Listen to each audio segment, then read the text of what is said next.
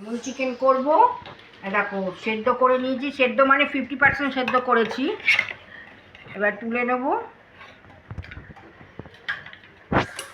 এই যে সেদ্ধর জলটা দিয়ে স্যুপ করবো, এই রেখে দিলাম।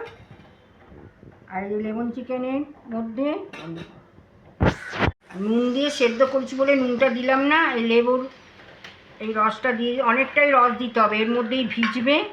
আর অনেকটা গোলমরিচ দিতে হবে। আর নুন দিয়ে সেদ্ধ করেছি বলে নুনটা দিলাম না, লাগলে দেব।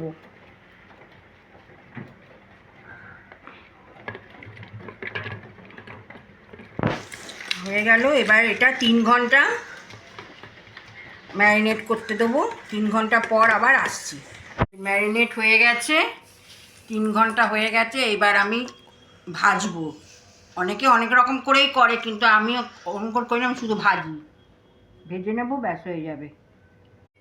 এই যে আমার লেমন চিকেন হয়ে গেছে, ভেজে নিলাম, হয়ে গেছে।